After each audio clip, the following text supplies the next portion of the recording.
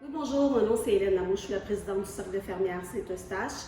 Je vais vous présenter mon organisme, le Cercle de fermières, dans le cadre des Journées de la culture. Nous avons plusieurs activités au Cercle de fermières. On a de la couture, on a du tricot, on a du crochet, on a du tissage aussi. On a 5 métiers à tisser dans notre local, la Maison du citoyen, que les fermières peuvent utiliser sur rendez-vous, évidemment. On fait des linges à vaisselle, on fait des nappes, on fait des tapis.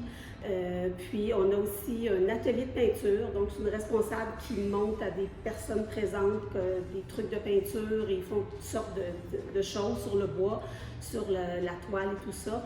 On a aussi un atelier de carterie, c'est le même principe. Quand c'est un atelier, il y a une responsable qui montre ses connaissances et qui aide les personnes pour les projets qu'ils veulent faire.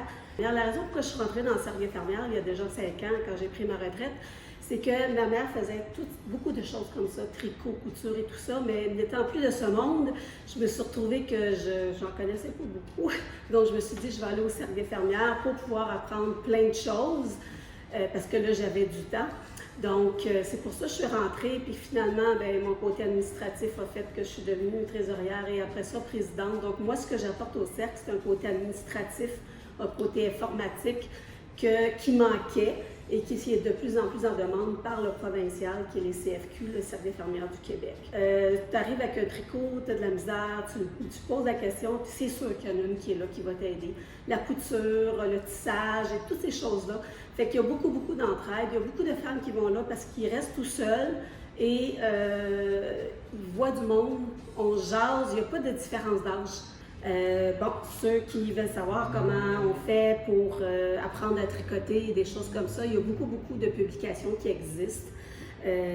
Première chose, nous, quand on devient membre du Cercle des fermières, on a la revue L'Actuelle, qui est une revue qu'on reçoit 5 fois par année. Et dedans, il y a beaucoup d'articles, il y a des recettes, il y a aussi des patrons pour faire du tricot, de la couture et tout ça, du tissage. Donc, c'est vraiment une belle revue quand on devient membre du Cercle des fermières, mais on peut aussi la procurer sur le site sans être membre. On a aussi des livres, on regarde le tricot, c'est un qui a été sorti l'année passée, en 2019 ou 2018, qui est fait par sélection, qui est excellent à avoir. On m'a dit, je n'ai pas le temps de le feuilleter, mais ceux qui l'ont feuilleté, mes tricoteuses, me disent que c'est une bible d'informations et de patrons.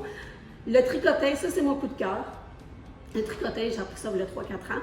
C'est ce qu'on appelle ces petites choses comme ça qui est très facile à faire, pas besoin de savoir tricoter ou de savoir crocheter.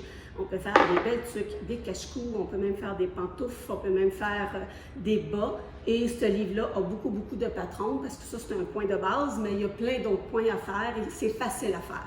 Même des enfants de 8-9 ans sont capables d'en faire.